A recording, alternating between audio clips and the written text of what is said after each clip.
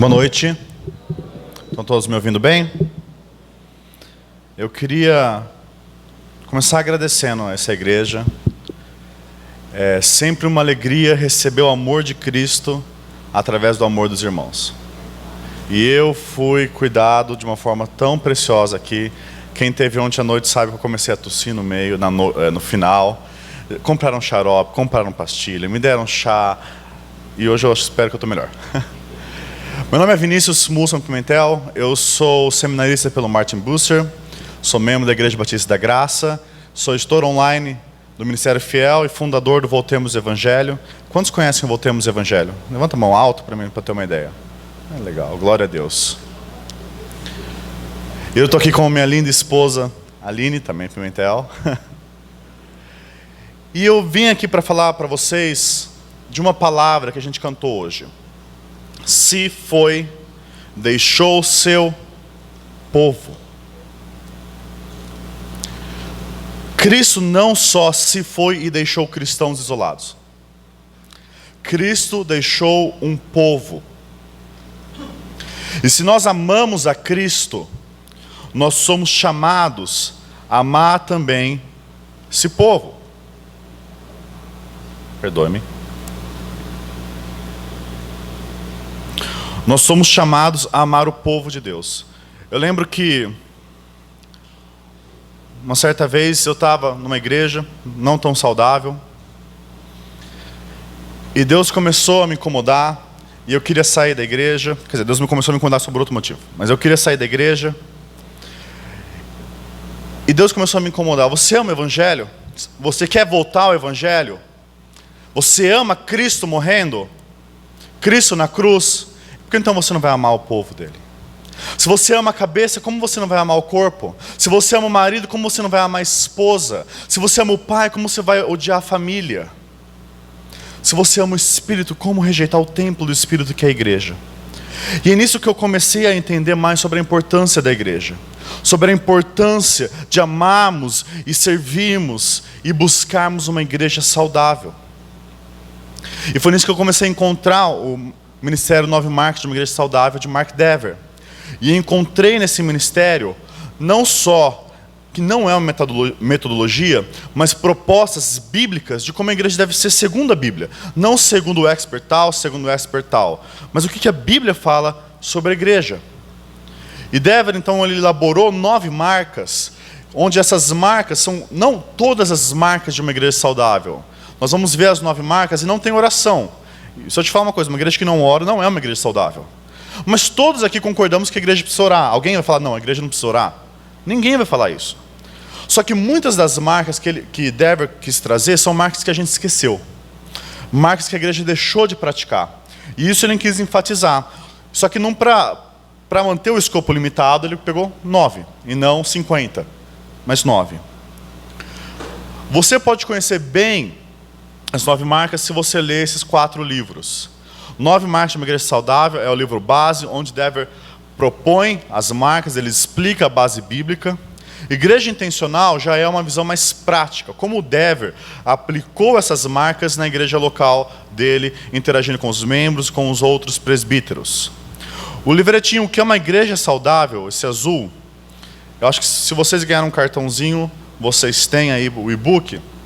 Todos ganharam um cartãozinho com e-book? Não? Ganharam? Bom, qualquer coisa vocês falam com o Edilson. Ele vai dar um cartãozinho para vocês.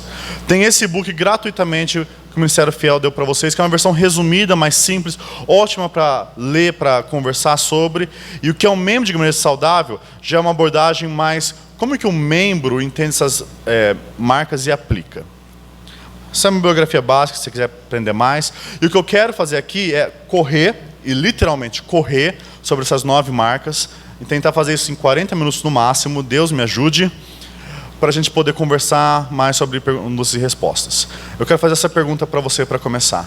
Como seria uma igreja ideal para você? Como ela seria? O que essa igreja ideal, a igreja dos sonhos, teria? Um louvor legal? Uma palavra forte? Um estacionamento? Ministério de jovens? Ministério de casais? O que seria uma igreja ideal para você? E nós temos essas concepções. Quantas vezes eu já ouvi, eu não gostei daquela igreja porque o louvor não é tão avivado. Eu não gostei daquela igreja porque o púlpito é muito sério. Mas a grande pergunta que nós devemos nos fazer é essa: como seria uma igreja ideal para Deus?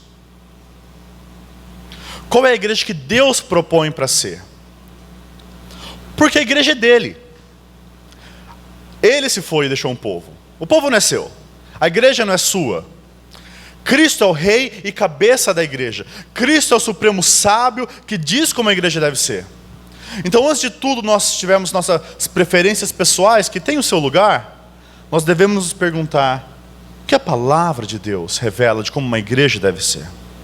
E é nesse contexto que surgem essas 9 marcas: pregação expositiva, teologia bíblica, evangelho, conversão, evangelismo, membresia, disciplina, discipulado, liderança. Essas 9 marcas que nós vamos ver com detalhes são marcas, como eu disse, foram esquecidas, mas são importantes para a saúde da igreja. Sem elas, dificilmente você vai ter uma igreja saudável. E acima de tudo, elas são bíblicas. Elas vêm de estudar a Bíblia, de como a Bíblia fala que deve ser a nossa doutrina e prática. Porque a Escritura é a nossa única regra de fé e prática.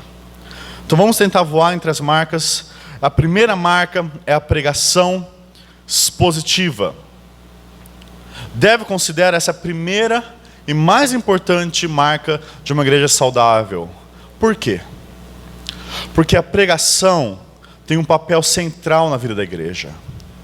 Deus vivifica a sua igreja através da palavra. Nós fomos regenerados não de semente perecível, mas imperecível, por meio da palavra de Deus viva e permanente. Essa é a palavra que lhes foi anunciada. Não existe igreja sem palavra de Deus. O Espírito Santo age através da palavra. O Espírito que vivifica o faz através da palavra viva de Deus. Então, se a palavra não é pregada, Deus não está falando à igreja.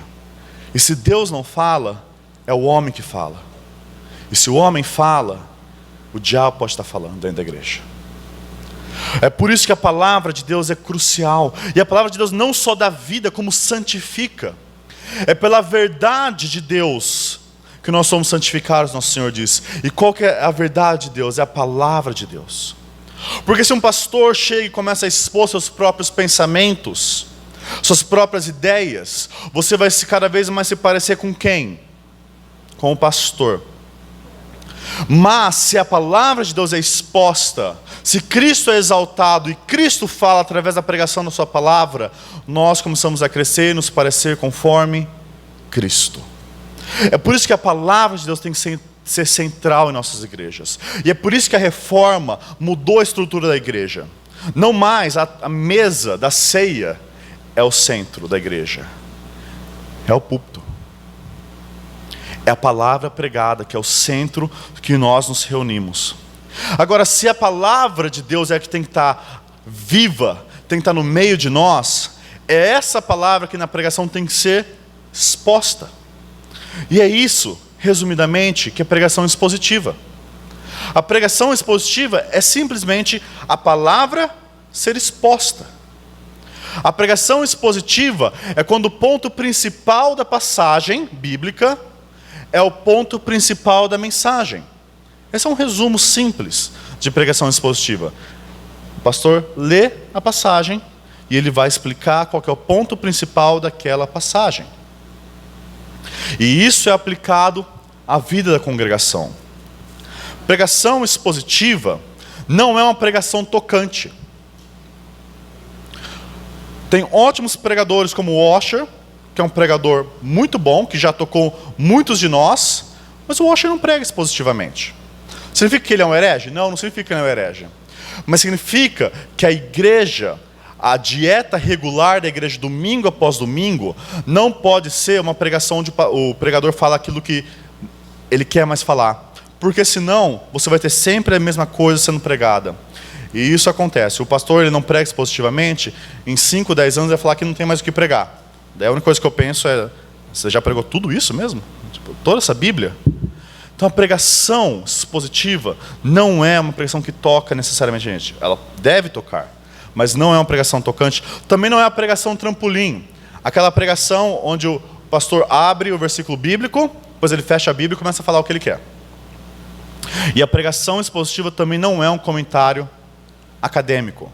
Não é você pegar versículo por versículo e falar qual era o contexto, as 10 opiniões diferentes, a geografia de Israel e porque o rio corria para a direita e não para a esquerda. A pregação expositiva simplesmente é quando a palavra de Deus fala. É um compromisso do pregador de ouvir a Deus, se submeter debaixo da palavra, crer que Deus cresce a igreja pela palavra e expor essa palavra. E quando o pregador faz isso, ele mesmo vai aprender com a palavra.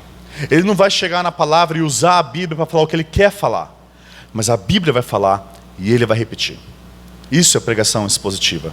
As formas, os métodos, se é 3 pontos, se é 2 pontos, se não tem ponto nenhum, é secundário. A grande questão é se a Bíblia é que está falando.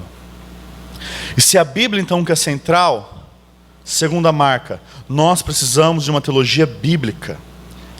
Packer fala que a ignorância sobre Deus, a ignorância tanto de seus caminhos como da prática da comunhão com Ele, tem relação direta com a fraqueza da igreja moderna. O meu povo foi destruído por falta de conhecimento. Quando o povo de Deus não conhece a Deus, ele é destruído. Ele desmorona. O conhecimento de Deus é vida. A vida eterna é conhecer a Deus e a Jesus Cristo a quem enviaste. A nossa vida como cristã é um intenso conhecer a Deus. E é por isso que nós precisamos crescer numa visão correta e uma visão completa da Bíblia. Uma visão correta das doutrinas bíblicas. Uma teologia sistemática bem estabelecida, onde nós entendemos quem é Deus, nós conhecemos o caráter de Deus, nós conhecemos que Ele é um Deus trino, nós sabemos que o nosso Deus se chama Pai, Filho e Espírito Santo. Uma visão correta sobre quem Cristo é. Cristo que se revestiu, como a gente cantou, do homem. Ele que era o Filho eterno de Deus, que embora sendo Deus não considerou que o ser a Deus era algo que ele devia apegar-se, mas humilhou-se a si mesmo, vindo a ser servo. E sendo encontrado servo, humilhou-se nosso homem e morreu numa cruz. Por isso Deus exaltou. É conhecer quem Cristo é e conhecer quem o homem é também. Conhecer que o homem é pecador. Conhecer que o homem foi criado à imagem e semelhança de Deus, mas caiu em pecado. E que esse pecado afeta todo o nosso ser. E que nós somos ao mesmo tempo corruptos e culpados. Conhecer a visão correta sobre a salvação, que a salvação envolve nós sermos justificados diante de Deus pela fé somente, pela graça somente, somente por meio de Cristo, somente para a glória de Deus, somente como a Escritura ensina. Isso é ter uma visão correta, e todos nós precisamos dessa visão correta para crescermos em saúde, mas não só correta, mas também completa. Muitas vezes nós tratamos a Bíblia como um colar de pérolas. Os nossos devocionais diários, nossa, esse versículo me tocou. Deus falou comigo nesse versículo. Daí você vai mostrar que nesse versículo Deus falou comigo. Deixa eu dar uma notícia para você. Deus fala através de Levíticos também. É palavra de Deus, Levíticos, Eclesiastes, todos esses livros são palavra de Deus. E Deus fala por todos eles. E Deus tem uma história. A Bíblia tem um só autor, apesar de muitos autores humanos. E o autor é o Espírito Santo. E nós precisamos entender a história completa da Bíblia. A história de que Deus, o Criador, criou céus e terra e criou o homem à sua imagem e semelhança. Mas o homem caiu em pecado. Adão e Eva comeram do fruto, se rebelaram contra Deus e foram expulsos da presença de Deus. Mas Deus, em sua graça, nosso Deus missionário, nosso Deus amoroso, já os em graça os reveste. E em graça já busca trazer a redenção. Ele chama Abraão e fala que através da semente de Abraão, a terra será dele. Através de Abraão, as nações serão bem abençoadas. E ele chama Davi. E fala que no trono de Davi, sempre vai ter um descendente. Sempre um descendente de Davi vai ocupar o trono. Só que nós vemos que Salomão cai, e os reinos se dividem, e os reinos vão para o cativeiro.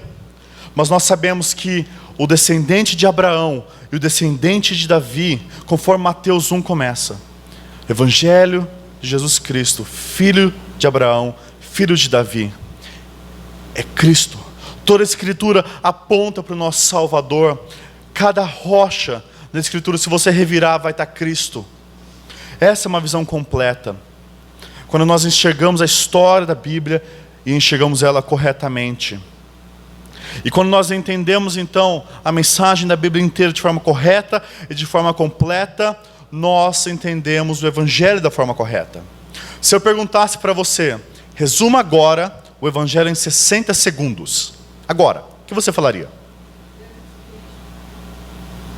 60 segundos para você resumir o que é o Evangelho, para você testemunhar para alguém.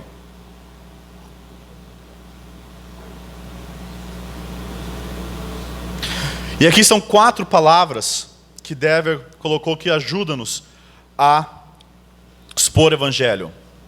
O Evangelho começa sobre Deus. Se Deus não existe, o Evangelho não faz sentido. Existe um Deus que Ele é criador, Ele é soberano, Ele é santo, Ele é justo, Ele é puro, Ele nos criou o universo inteiro, e por isso Ele é rei do universo e digno de honra, louvor e obediência. O homem foi criado à imagem dele, mas o homem caiu em pecado e se corrompeu, se rebelou ativamente contra Deus e rejeitou a Deus, rejeitou a glória de Deus. E por isso todos nós pecamos e carecemos da glória de Deus.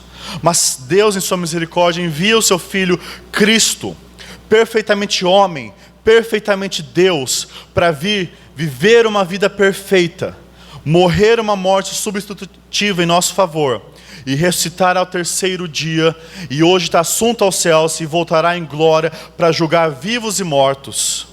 E esse Evangelho, essas boas notícias de que Cristo reina, de que nosso Deus reina e que Ele propõe um caminho de salvação, exige do homem uma resposta. O Evangelho não é uma mensagem que você só pode concordar, nem só que você só pode ouvir. O Evangelho exige uma resposta de arrependimento e fé. E a grande necessidade da igreja em nossos dias é o Evangelho. O Evangelho não é somente uma mensagem para um mundo que perece, é a mensagem que forma, sustenta e fortalece a igreja. Sem o Evangelho, a igreja não tem nada a dizer, ou seja, nada a dizer que não possa ser dito por qualquer outro instrumento humano. Lutero disse que o Evangelho é o tesouro da igreja, e muitas vezes nós trocamos o nosso tesouro por castelinhos de barro. Trocamos o tesouro do Evangelho por mensagens secundárias. Por que as pessoas cantam que não sobre Cristo? O Evangelho é a mensagem que fortalece e edifica a igreja. Sem o Evangelho não há igreja, absolutamente. Você pode ter um templo religioso, mas você não tem a igreja do Salvador. E nós precisamos tornar o Evangelho explícito. Muitas vezes nós suprimimos e subentendemos e deixamos o Evangelho como se todo mundo sabe do Evangelho. E é isso que causou eu criar o meu blog, Voltemos ao Evangelho. Porque todo mundo acha que sabia o Evangelho, mas ninguém conseguia explicar o Evangelho. Eu lembro de perguntar para as pessoas que eu estava discipulando se eles conheciam o Evangelho e se eles sabiam que eram salvos. Eu estava já há 3 anos com essas pessoas, há 10 anos na mesma igreja, e eles falaram, não, eu não sei o que é Evangelho, e não, eu não sei se eu sou salvo. Isso me marcou. E é por isso que eu comecei esse clamor que nós precisamos voltar e deixar o Evangelho explícito. Não só explícito, mas nos saturar como uma esponja que suga a glória do Evangelho e os nossos relacionamentos refletirem esse Evangelho. Conversarmos sobre o Evangelho, falarmos do Evangelho para o próximo, encorajarmos um ao outro no Evangelho, cantarmos o Evangelho, pregarmos o Evangelho. Jamais nos cansarmos de ouvir domingo após domingo essa mensagem que nos salva. E essa mensagem que nos salva através da conversão. Se eu perguntasse para você, para se tornar um cristão, você precisa fazer o quê? O que você falaria? O que a pessoa precisa fazer para se tornar um cristão? Há tantas respostas erradas que as pessoas podem dar para isso. Repita essa oração. Levante a mão para aceitar Jesus. Concorde com essa mensagem. Torne-se membro dessa igreja. São todas coisas que podem estar lá, mas essa não é a raiz do que é a conversão. Você pode repetir uma oração durante o processo de conversão. Você pode até levantar a mão. Eu não tenho problemas com isso, mas não tanto. Você deve concordar com a mensagem, mas concordar com a mensagem não é suficiente. E tornar-se membro de uma igreja não significa que necessariamente você é cristão. A marca do cristão, da conversão, é o que nosso Senhor Jesus exigiu no primeiro sermão público dele. Depois que João foi preso, Jesus foi para Galileia, proclamando as boas novas de Deus. Ele estava proclamando o evangelho, nosso Senhor.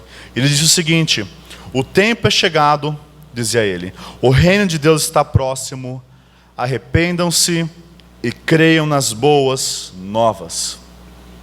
Isso é conversão. Arrependimento e fé.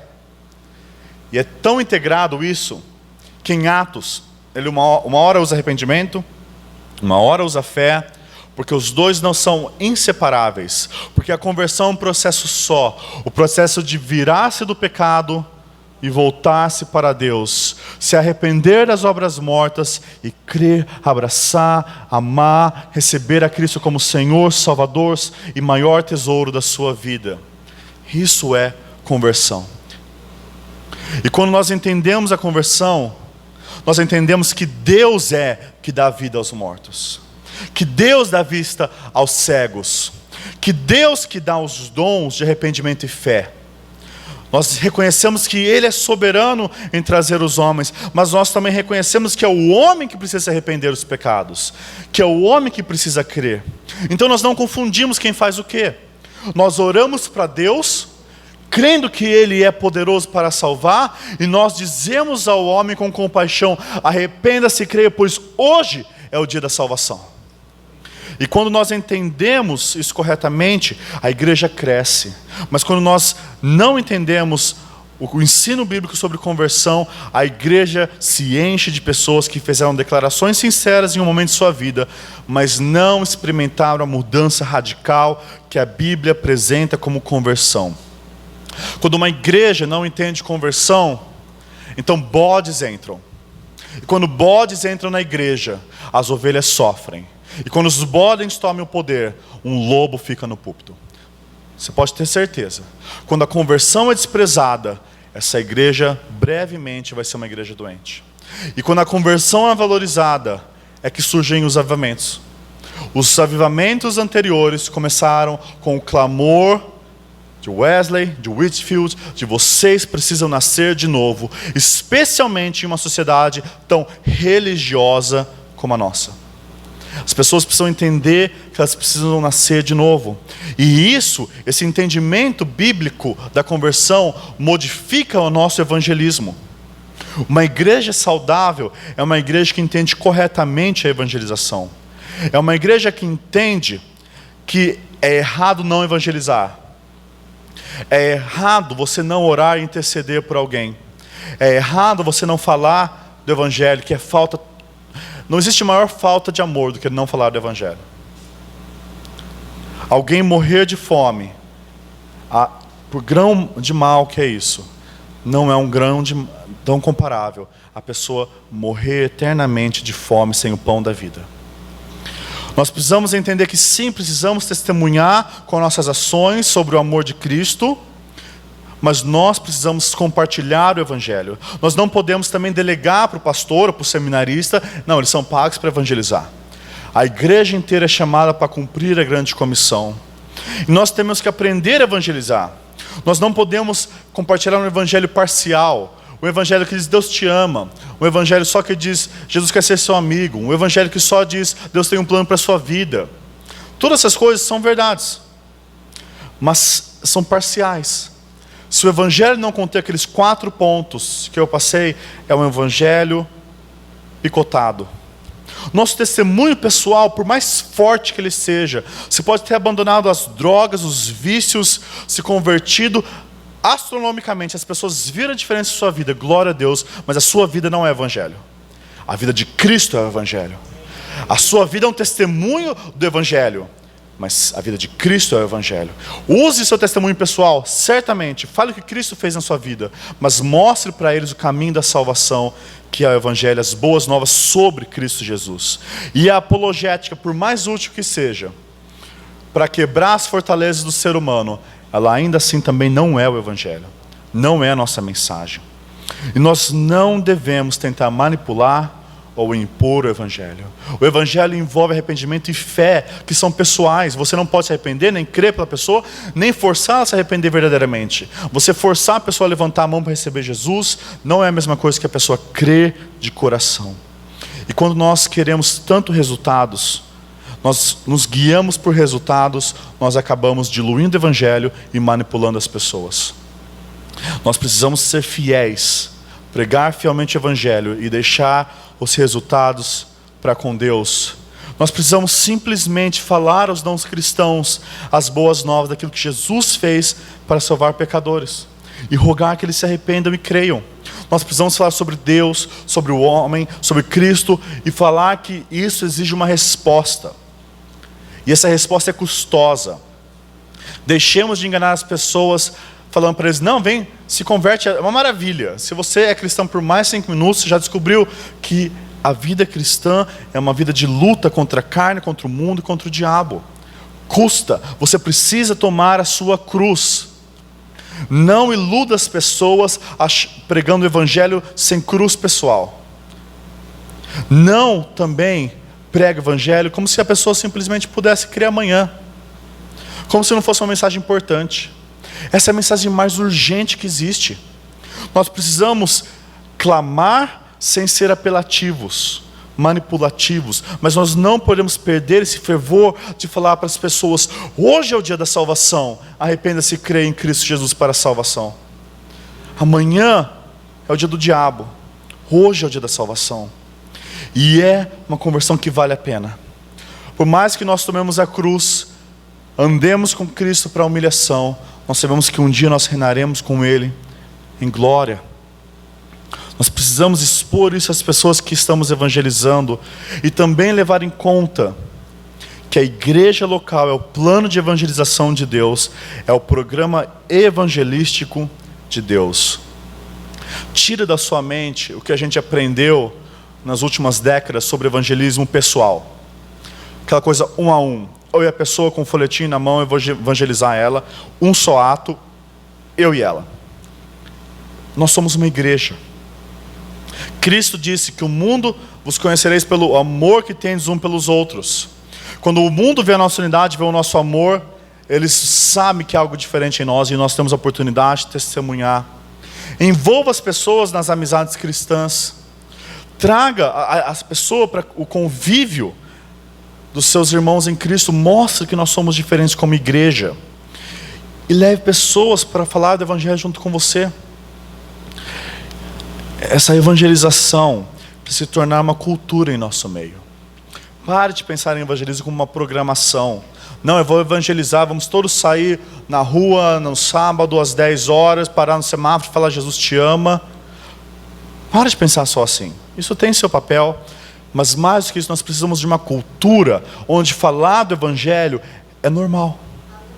Onde evangelizar o próximo é esperado. Onde o irmão chega para você e pergunta, e aí, por que você tem orado e intercedido para a conversão? Eu tenho orado pelo meu irmão, pela minha mãe, pelo meu pai.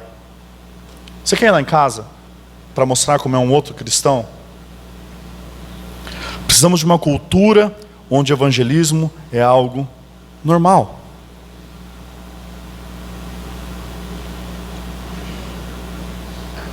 E então, a pessoa ouviu do Evangelho, se converteu, próximo passo é a próxima marca, a marca da membresia. E aqui, eu quero falar para vocês tanto de membresia formal como orgânica. A nossa geração é uma geração que rejeita instituições. Nós nos sentimos desconfortáveis com instituições e coisas institucionalizadas. Nós queremos vida orgânica. E de fato existe algo como instituição morta. Terrível. Mas a Bíblia não coloca uma separação, uma dicotomia, uma briga entre instituição e vida orgânica. E a prova que Deus dá isso no nosso dia a dia é a nossa própria célula. Dentro da célula, vida está acontecendo, nutrientes estão indo para um lado para o outro, a célula vai se multiplicar, mas mesmo assim, essa célula tem uma membrana, e se essa membrana romper, essa célula morre. Da mesma forma, quando uma igreja não tem uma membrana clara, uma clareza de quem está dentro e quem está fora, essa igreja vai começar a trazer vírus para dentro de si. E isso é mortal. Quando bodes entram, lobos assumem, conforme eu disse. Pensa no casamento. O casamento é uma instituição e ao mesmo tempo uma relação amorosa. E as duas coisas estão juntas. Nós não precisamos separar as duas. E é por isso que uma lista de membros não é oposto a uma vida interna de amor, de serviço um ao outro. Porque como você vai saber quem é um ao outro, se você não sabe quem que são os membros da igreja? Pessoas que se comprometeram a dizer, não, aqui eu vou viver meu cristianismo. Eu vou me pactuar, eu vou me aliançar. Nós somos reformados, devemos entender isso. Eu vou me aliançar com vocês. Na aliança do Calvário, na aliança do Senhor, eu vou viver minha vida cristã no meio de vocês. E Atos entende isso muito bem. Veja o padrão de Atos. E esse padrão é repetido continuamente. Os que aceitaram a mensagem foram batizados. E naquele dia houve um acréscimo de cerca de 3.000 pessoas. Eles se dedicavam ao ensino dos apóstolos e à comunhão, ao partir do pão e às orações. Perceba os dois processos que há aí. Há o processo de membresia e o processo do viver da membresia. Eles primeiro aceitavam a mensagem, o evangelho, eles eram batizados e eles eram acrescentados. Aqueles que eram acrescentados foram aqueles que foram batizados e creram e se arrependeram. Não tem lugar para dentro da igreja para aqueles que não se converteram, para aqueles que não professaram a fé, para adultos que não proclamaram que Cristo é Rei. E perceba que o versículo que a gente sempre lê, né? E eles se dedicavam ao ensino dos apóstolos, à comunhão, a partir do pão e às orações. É isso que é a igreja, não é a comunhão, é partir o pão. E isso é a igreja mesmo. Só que isso vem depois do processo de membresia. Depois de crer, ser batizado e fazer parte da igreja. Dentro desse processo, dentro dessa membresia, é que essa vida de doutrina, de comunhão, de ceia, de orações acontece. As duas coisas andam juntos. E quando a igreja recebe no seu meio uma pessoa, ela fala, essa pessoa aqui é cristã. Ela faz parte do povo de Deus. Nós estamos colocando nosso selo, nosso carimbo aqui, nosso testemunho de essa é uma pessoa realmente cristã. Mas o que acontece quando essa pessoa que a gente disse que é cristã, se chama de irmão, está no nosso meio, começa a viver em pecados terríveis, explícitos, e ela não se arrepende? O que a graça nos fala para fazer? Você vai se atentar a falar, a graça fala para nos perdoar. Não é isso que a graça ensina. Tito vai dizer, Paulo diz em Tito que a graça que ensina a não vivermos em impiedade. A graça de Deus não é uma graça barata. A graça barata que fala, tudo bem com você, eu te perdoo, não tem problema o seu pecado. A graça divina diz, o seu pecado é terrível, o Filho de Deus teve que morrer pelo seu pecado, você precisa se arrepender e crer, e há perdão para quem se arrepende e crê, e poder do Espírito para você crescer em santificação. Essa é a diferença. E é por isso que o próximo ponto é disciplina. E aqui disciplina tem dois sentidos. Tem um sentido amplo e um sentido estrito. O sentido amplo de disciplina é tudo que a gente faz para discipular, para formar os crentes da igreja. Pregação, ensino, escola dominical, oração e todos esses fatores. Mas o que é mais esquecido hoje em dia é o sentido estrito. Disciplina eclesiástica, ou excomungar, pronto. Excomunhão, obrigado. Excomunhão, deixar de ter comunhão. Esse é um ponto duro e difícil, mas é um ponto que Paulo bate em 1 Coríntios 5. 1 Coríntios 5, alguém que era da igreja estava tendo relações sexuais com provavelmente a sua madrasta, e todos sabiam. E não só todos sabiam, e era um escândalo para quem estava de fora.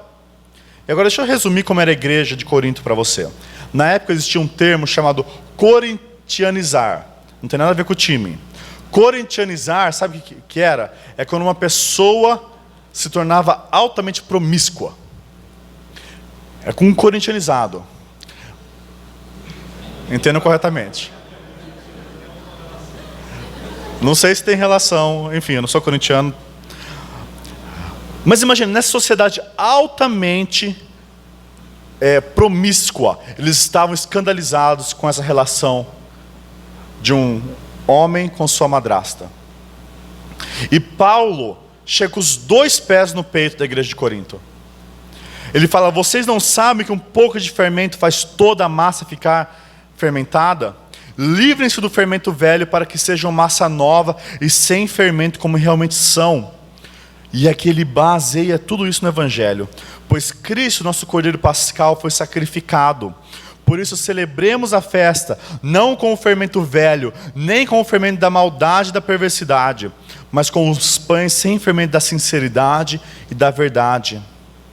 Vocês não devem associar-se com qualquer que dizendo-se irmão, seja imoral, avarento, idólatra, caluniador, alcoólatra ou ladrão. Com tais pessoas vocês nem devem comer.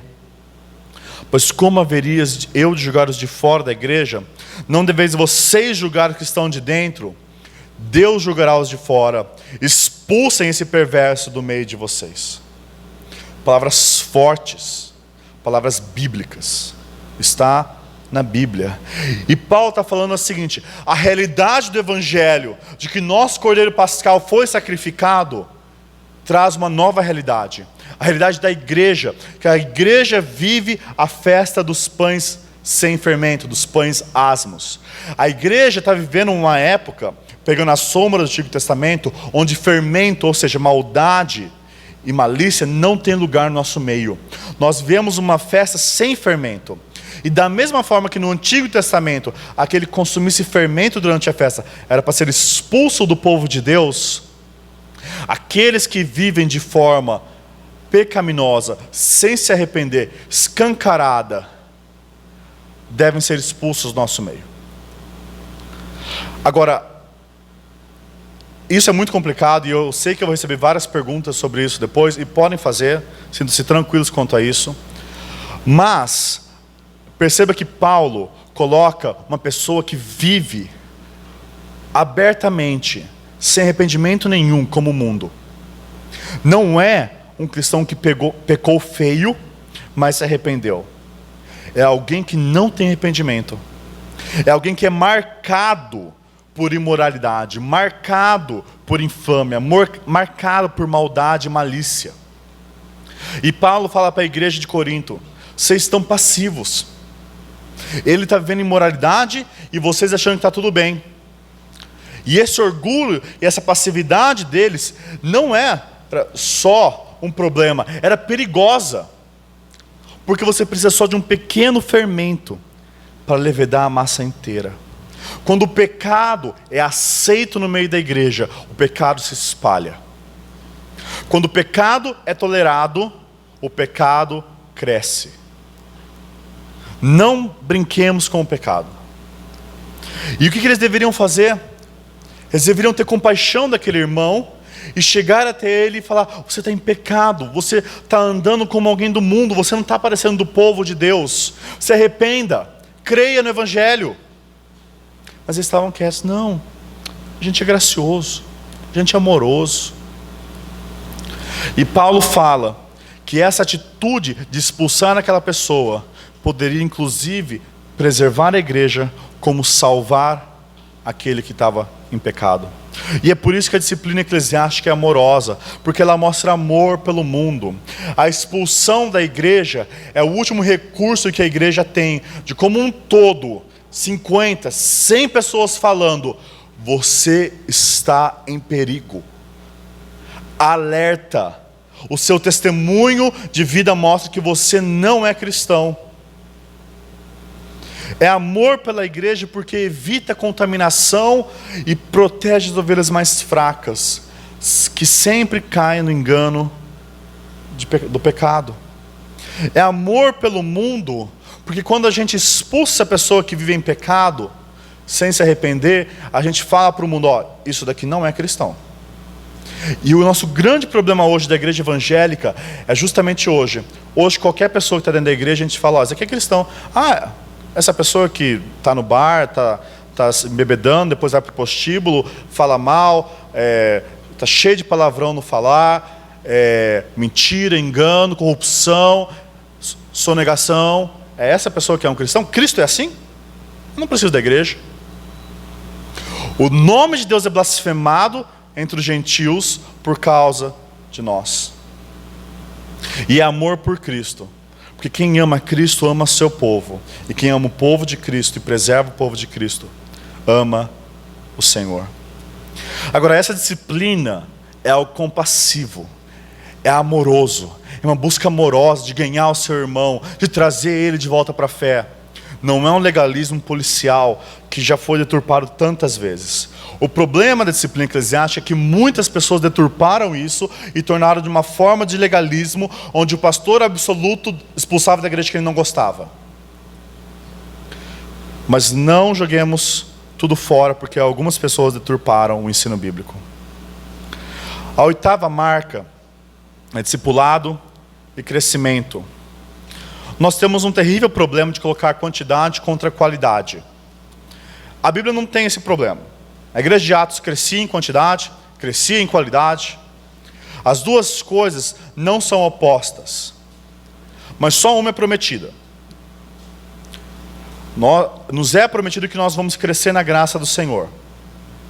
Não é necessariamente prometido que nós vamos crescer e tomar a cidade inteira, digamos assim. Os resultados são com Deus. Nós evangelizamos e cremos no poder do evangelho para converter, mas deixamos os resultados com Deus. Só que nós precisamos crescer em qualidade. Crescer, e o que é qualidade cristã? Santidade.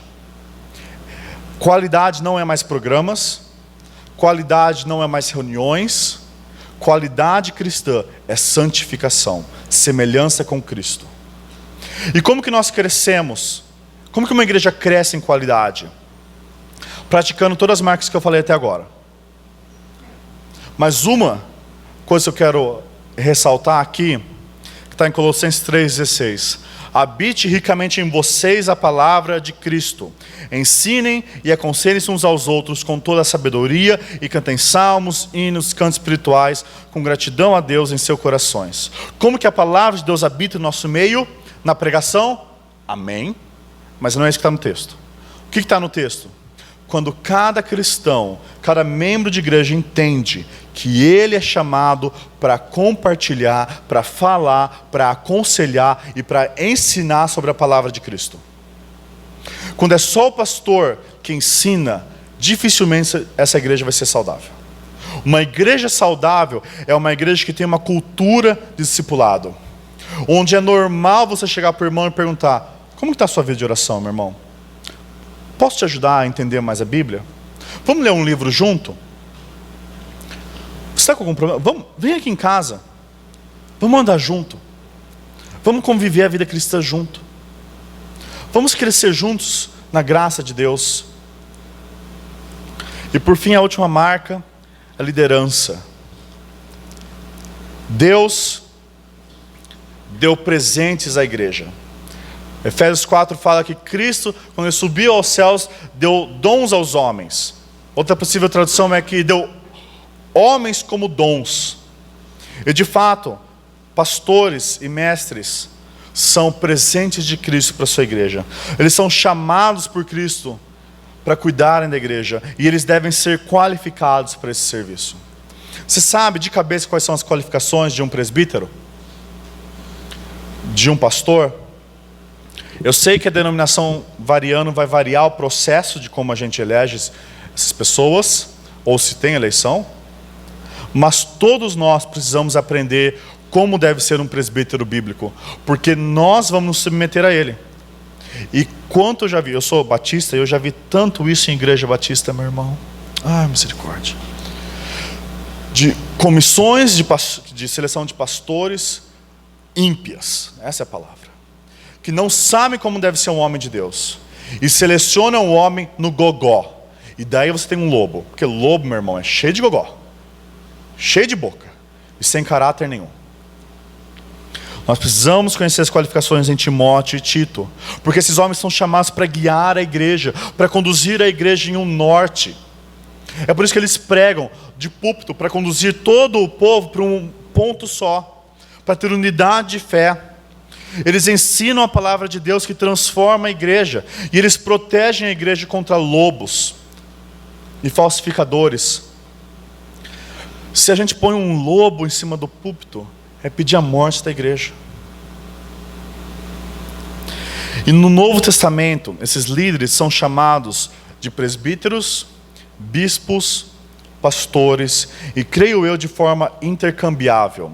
Se você abrir em Atos 20, 17 e 28, você vai ver que Paulo chama os presbíteros de Éfeso, e depois ele fala o seguinte: Deus constituiu vocês bispos para pastorearem. Chama presbíteros, fala que eles são bispos e fala para eles pastorearem. Mas cada termo mostra uma característica. Eles são presbíteros, que significa velho. Mas mais do que só a noção de idade, é a noção de maturidade. É alguém que tem maturidade espiritual e pessoal como pessoa para guiar uma congregação.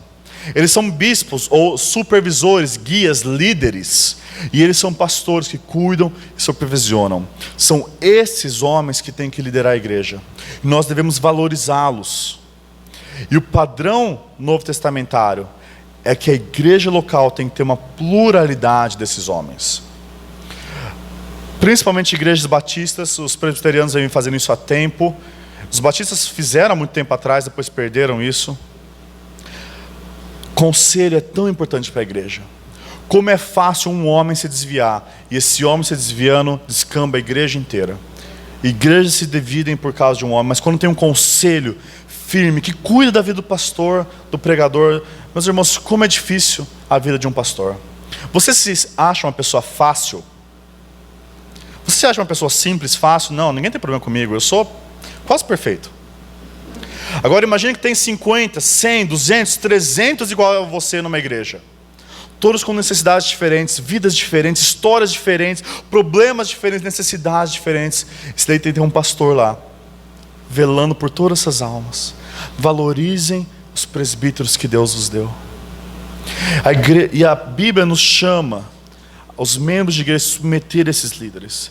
E é uma alegria submeter a líderes fiéis. Assim como uma esposa se alegra em submeter a um marido piedoso. E nós devemos seguir o exemplo, eles devem ser exemplo para nós. Tem vários jovens aqui. Jovens, se você não tem noção de como é uma família piedosa, começa a visitar mais a casa do seu pastor, do seu presbítero. Obviamente com bom senso. Peça para ele antes. Porque eles são exemplos para nós.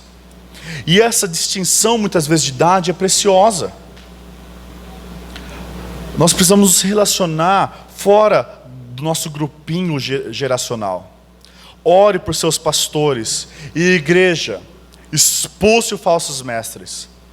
Na igreja presbiteriana tem sua forma distinta, na igreja batista tem sua forma peculiar, mas as duas denominações existem formas onde a igreja pode expulsar os lobos que sobem no púlpito. E a responsabilidade é da igreja.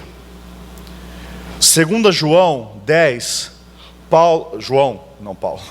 João vai falar à igreja para eles não receberem quem traz outra mensagem. Paulo escreve à igreja das igrejas da Galácia, e ele escreve para as igrejas, falando, repreendendo elas, as igrejas como um todo, por terem abandonado o evangelho por outro evangelho que não é o evangelho. Meus irmãos, é quando essas 9 marcas são praticadas, são cridas, abraçadas, é que a igreja começa a crescer em saúde. Quando nós entendemos a pregação expositiva, a teologia bíblica, evangelho, conversão, evangelismo, membresia, disciplina, discipulado e liderança. E a última mensagem que eu quero deixar aqui com vocês é essa. Toda a igreja, toda igreja é responsável pelo seu próprio crescimento e saúde. Parem de abdicar das suas responsabilidades passando para o pastor. O pastor tem uma responsabilidade especial, mas é a responsabilidade de toda a igreja cuidar da sua saúde. E é o que Paulo ensina em Efésios 4. E ele designou alguns para apóstolos, outros para profetas, outro para os evangelistas e outros para pastores e mestres, com o fim de preparar os santos. Aí, ó, não é o trabalho deles? É. Mas o que eles devem preparar os santos? Para a obra do ministério, para que o corpo de Cristo seja edificado. Dele, todo o corpo ajustado e unido pelo auxílio de todas as juntas, cresce, e presta atenção, edifica-se a si mesmo em amor, na medida em que cada parte realiza a sua função. Como que o corpo cresce? Está aí no versículo. Quando cada um realiza a sua função. Você é parte vital do crescimento da sua igreja. E quando você trata a sua igreja como um fast food espiritual, você está contribuindo para a doença dela. Mas quando você se envolve, ama, serve, busca estar lá, você está contribuindo para a igreja. Os pastores, meus irmãos, eles foram chamados para treinar, para preparar os santos. E os santos foram chamados para o ministério. Olha que legal. Paulo fala do ministério dos santos, e nós pensamos muitas vezes em ministério só do pastor. Ministério significa simplesmente serviço. Você é um ministro, você é um servo. Servo de Cristo, chamado para servir a igreja, chamado para contribuir para a saúde da igreja.